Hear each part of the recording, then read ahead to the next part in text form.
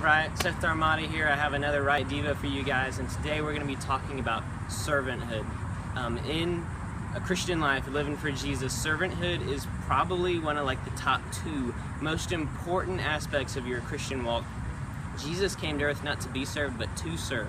There's some things that, in your Christian walk that you can't even really experience unless you have a servanthood, servant heart, I guess you could say, because Jesus came everywhere he went. He was looking to serve. It's very important. I just have two very important points, some ways to serve, and some different ways to look at serving. The first one is let Jesus serve you. This is very important. A lot of people think that you just need to go out and serve there, which is correct, yes, but at the same time, you have to learn to let Jesus serve you and teach you how to serve.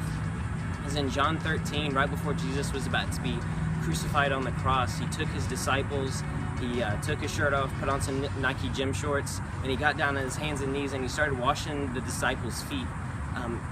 If you think about it, back then, they didn't have Jordans or whatever, or nice shoes. They had sandals, all right? The feet were the nastiest part of the body, just nasty, all right?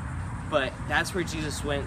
He got down on his hands and knees and started serving and washing the dirtiest part of the disciples' feet. And he wants to do the same thing for us. In the parts where we have the hardest addictions, the things that we can't break, the things, our sins, Jesus wants to get in that and serve us and wash our feet. Peter even said, "Lord, you're Jesus. You don't need to be washing my feet." When Jesus said, "If you do not let me serve you and wash your feet, you will have no place in me." And as soon as Peter heard that, he was like, "Well, here's some body wash and some Doves for Men, whatever. Just wash my whole body. You God, anoint my head too." So you have to learn to let Jesus serve you. Second point is serve others unconditionally. The other point in John 13, where Jesus was washing the disciples' feet, is that it was Jesus washing their feet. It wasn't just some other person. It was Jesus. He's 100% God, 100% man. God was on his hands and knees serving. And it says in, where is it? 2 Corinthians 6:4, that God calls us as Christians servants. It also said that Jesus came and he took, in Philippians 2:7 says that God took the form of a servant. So if God calls us servants, but it says that God, as Jesus, came as a servant, that means that we are a servant of the servant. We're the servants of God. We're a servant of the servant. So how much more, if God is on his hands and knees serving, should we be on our hands and knees serving the Lord?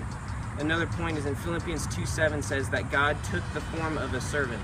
This is the last point. If you're going to have the heart of a servant and you want to grow in servanthood, it's not something that once you're a pastor you start to do. It's not something that once you've come to church for a certain amount of time you start to do. It's something you take. It says that God took the form of a servant.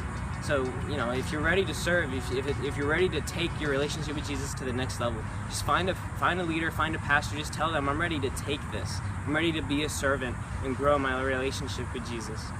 That's all for you today, right? Love you guys. Y'all have a great week.